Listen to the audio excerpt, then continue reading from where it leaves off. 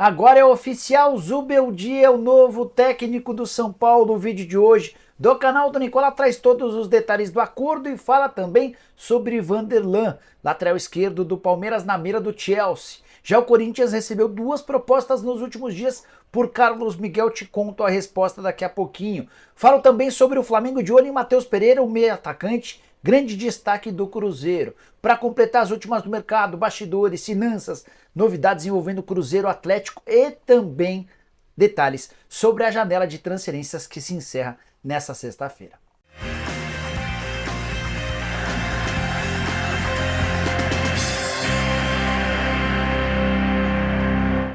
Fala aí pessoal, eu sou Jorge Nicola, bem-vindos a mais um vídeo do canal. Sempre bom ter vocês por aqui, sem perder tempo. Só queria pedir para deixarem like, para que se inscrevam no canal e façam qualquer comentário durante o vídeo. Quanto mais engajamento, mais esse vídeo chega para outras pessoas e o canal do Nicola vai crescendo. Combinado?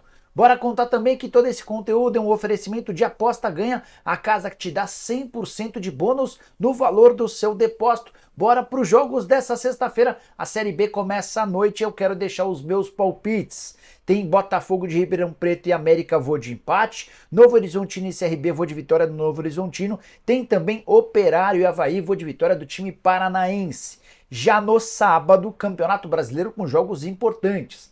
Acho que o Red Bull Bragantino vence o Corinthians, que o Atlético Mineiro vence o Cruzeiro, que Fluminense e Vasco empatam e que o Grêmio bate o Cuiabá. E você, gosta de futebol? Mande de dar palpites, então vem se divertir comigo na Aposta Ganha. Para participar é simples, você pega o link no comentário fixo, clica, faz o cadastro, depositou 100% dessa grana, volta em bônus, o valor máximo de bônus de R$200. E você só precisa lembrar que precisa ter responsabilidade para jogar e mais de 18 anos. Vem?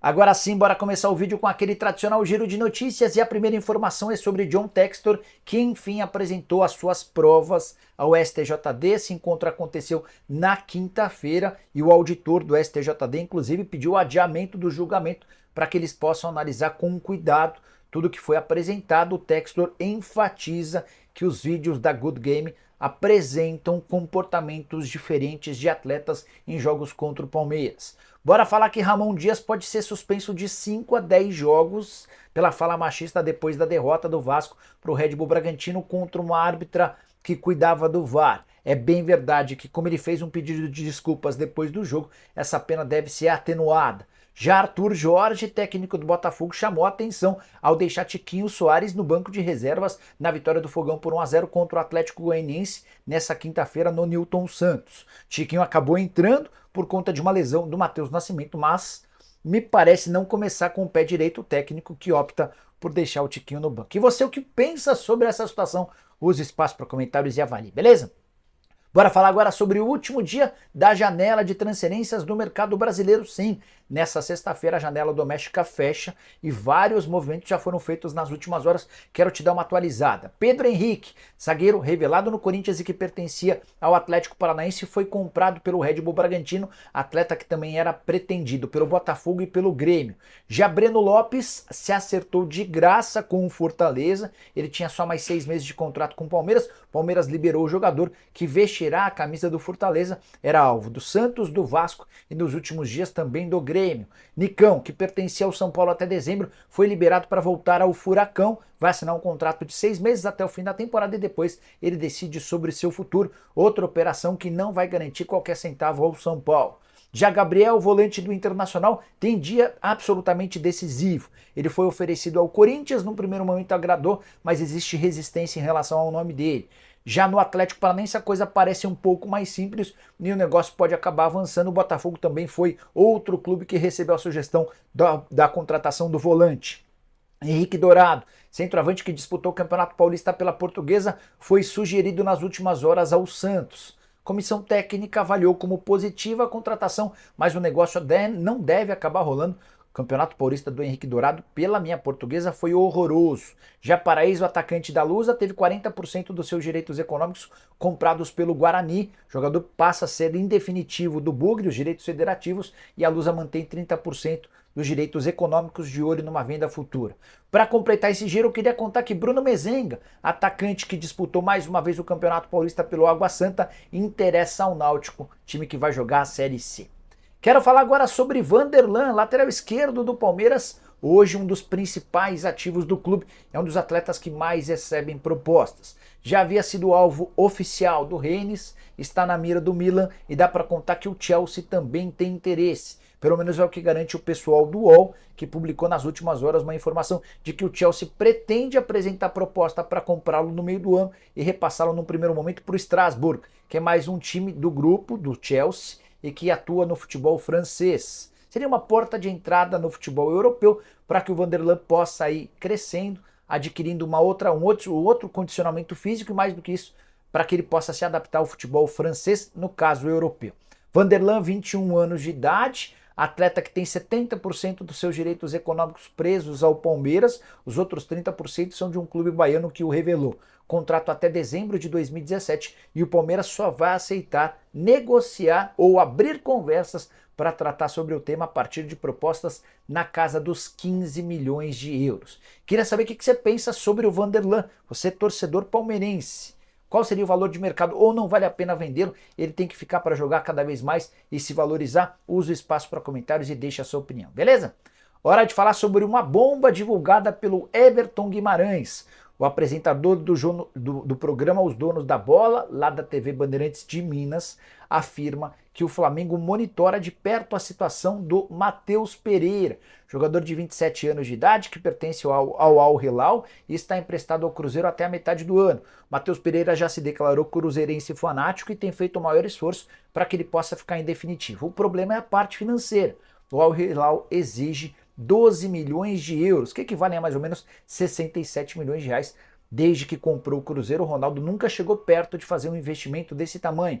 Pedrinho BH, que é um dos investidores do Cruzeiro, velho parceiro, já se comprometeu a ajudar com parte desses pagamentos, mas ainda não há um acordo entre o Al Hilal e o Cruzeiro pela compra do jogador. Matheus Pereira, que nessa temporada tem 16 jogos, 2 gols e 7 assistências, diante do talento que tem, caberia no meio-campo do Flamengo, ainda que a gente observe um meio-campo com Arrascaeta, com De La Cruz, entre outros jogadores. Vale a lembrança de que o Flamengo sempre monitora e observa as opções e as alternativas do mercado. Acho que seria uma baita operação caso o Flamengo consiga concretizar esse negócio. Só para arrematar, destacar uma entrevista que o Matheus Pereira deu nos últimos dias, que foi recentemente publicada ao Players Tribune.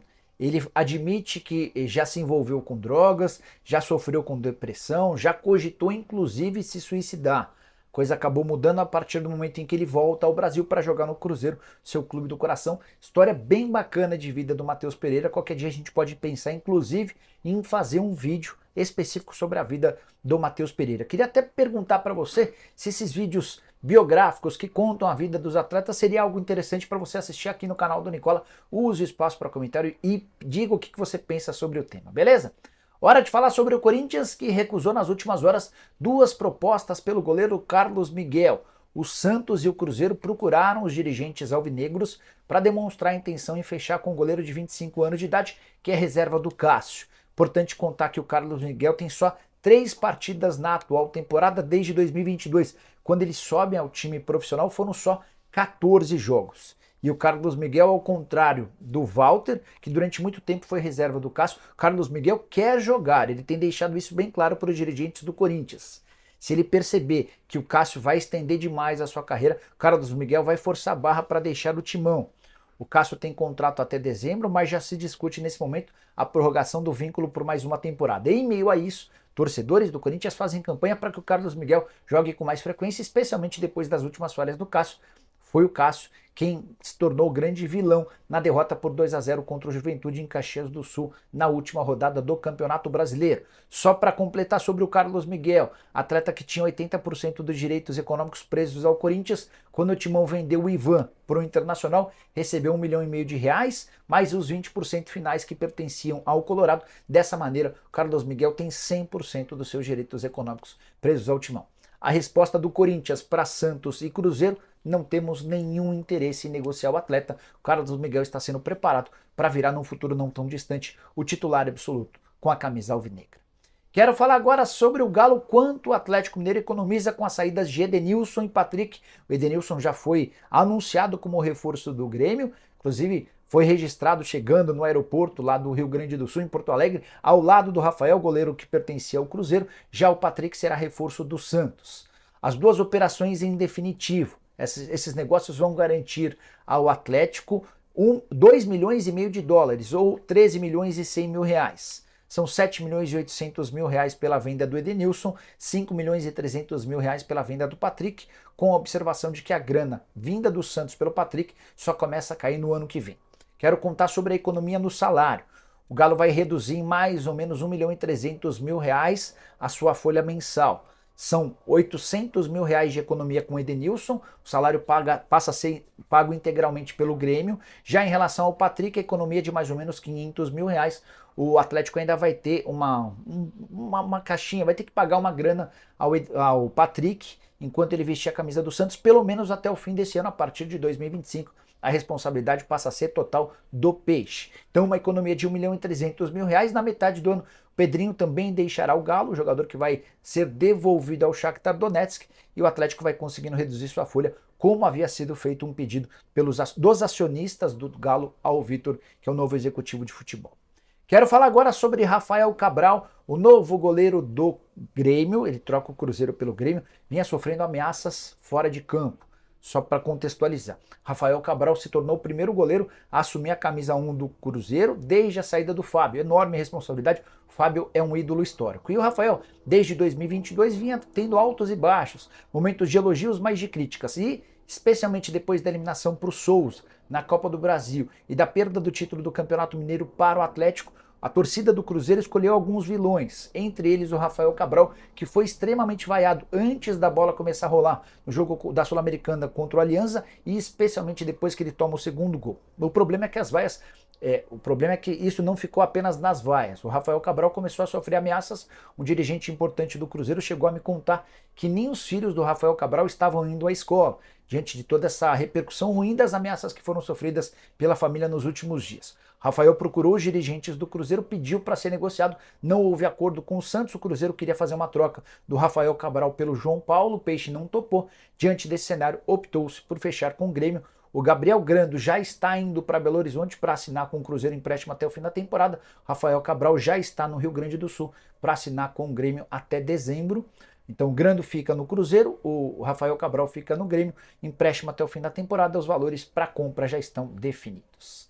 Quero fechar o vídeo com informação importante. Agora é oficial, Luiz Ubeldia, o novo técnico do São Paulo. O martelo foi batido no final da noite dessa quinta, início dessa sexta-feira. Técnico argentino de 43 anos de idade vai assinar contrato com o São Paulo até dezembro de 2025, contrato longo. Contar para vocês que ele chega com um salário não tão alto, tá? Tô recebendo as informações aqui, e a tendência é que ele desembarque nesse sábado, mas só comande o time contra o Barcelona de Guayaquil. O Milton Cruz, técnico interino, vai ser o responsável por exemplo, comandar o São Paulo no duelo desse final de semana contra o Atlético Goianiense. Zubeldia, 43 anos de idade, argentino, acaba de ser campeão pela LDU da Copa Sul-Americana, também havia sido campeão nacional. Estava desempregado desde o fim do ano, foi procurado em janeiro pelo São Paulo, mas na oportunidade acabou dando uma esnobada no tricolor. São Paulo queria marcar uma videoconferência com ele, ele entendia que essa videoconferência só poderia acontecer depois dele ser contratado. E meio que enrolou o São Paulo, não deixou que pudesse ser marcado essa videoconferência. São Paulo fechou com o Carpini, depois se arrependeu, 18 jogos depois demitiu o Carpini e voltou a estabelecer contato com o Zubeldia, que mudou radicalmente o seu comportamento. Aceitou fazer a videoconferência, deixou boa impressão e foi contratado. Ele desembarca nesse sábado. O anúncio da contratação do Zubeldia talvez aconteça ainda nessa sexta-feira. É bem verdade que o Zubeldia foi só a 7ª opção do São Paulo. Antes de fechar com o argentino, o tricolor já havia procurado, por exemplo, José Mourinho, Carlos Carvalhal, Hernan Crespo, Diego Alonso, Pedro Martins e Rafa Benítez. Não houve acordo com nenhum desses técnicos e o Zubeldia acabou se tornando a opção mais plausível, aquela mais próxima. Já havia dado todos esses detalhes no vídeo da tarde dessa quinta-feira e também durante a live, indicando que o Zubeldia era o técnico natural para assumir o São Paulo. Só para completar sobre o Zubeldia, 588 partidas na carreira como técnico, e quem compara com o Carpini, que acabou de se tornar técnico, não há esse tipo de comparação, né? Desses 588 jogos, 277 vitórias, 150 empates, 161 derrotas, 55% de aproveitamento dos pontos. Você, torcedor do São Paulo, está contente? Entende que o Zubeldia pode fazer sucesso? Pensaria num outro treinador? Esses que eu citei todos foram procurados e disseram não ao São Paulo, ou seja, você precisaria indicar alguém que não esse. Use o espaço para comentário, avalie e deixe a sua opinião. Você que curtiu o vídeo e quer comentar sobre qualquer outro assunto, fica à vontade, é super importante que você participe. Não esquece também de deixar like e de compartilhar seu vídeo. Combinado? Nos vemos de tarde. Abraço, tchau!